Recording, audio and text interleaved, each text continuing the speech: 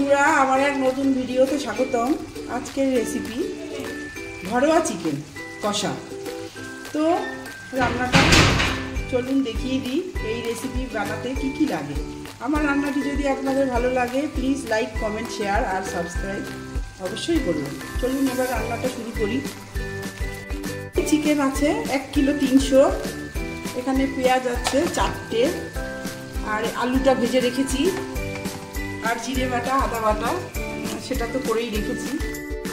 চিকেনটা আগেই আমি দই দিয়ে আমি এটা ম্যারিনেশন করে রেখেছি, দই আর লবণ। 1.5 ঘন্টা হয়ে গেছে এটা। এবারে রান্নাটা শুরু করি। সর্ষের তেল দিলাম, সর্ষের তেলেই রান্নাটা ভালো হয়। জিরে ফোড়ন দেবো, জিরে আর শুকনো লঙ্কা। এই যে এখানে এই যে গোটা গরম মশলা, লবঙ্গ দিয়ে দিলাম।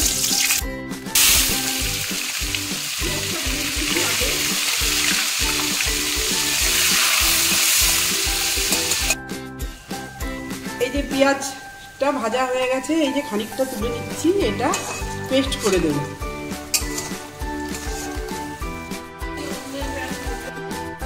টমেটো কুচিটা দিয়ে দিলাম তেলে। এটা হচ্ছে ঘরোয়া চিকেন কষা।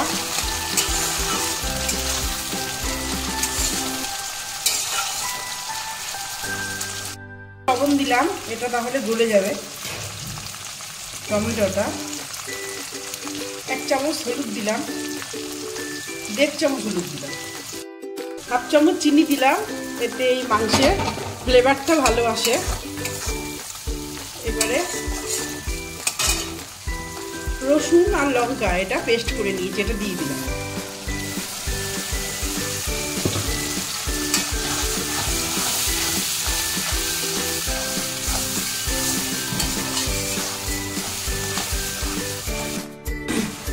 জিরে ধনে বাটা দিলাম 2 চামচ,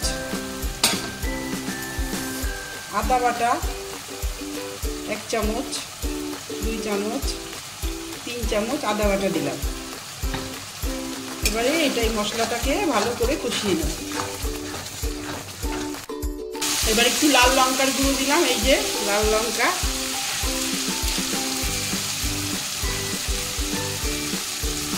এবার মাংসটা দিয়ে দেবো। দই মাখিয়ে রেখেছিলাম ম্যারিনেশন করে।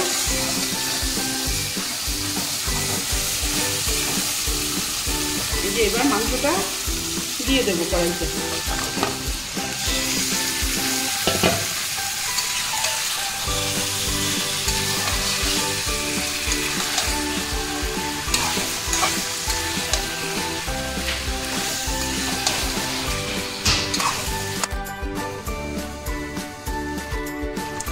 ভাজা আলুটা দিয়ে দিলাম, এতেই সিদ্ধ হয়ে যাবে। এই জলটাতে এটা কষাতে কষাতে এটা সিদ্ধ হয়ে যাবে।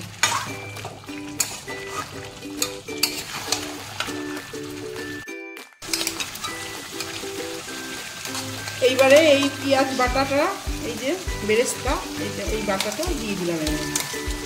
মাংসটা কষা হয়ে এসছে, জল দিয়ে দেবো।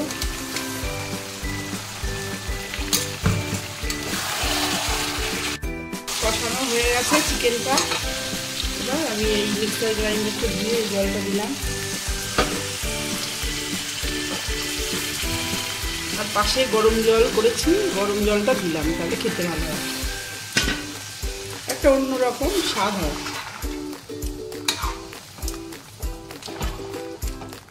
জলটা বেশি দেবো না, মাংসটা গলেই গেছে কষাতে যেয়ে।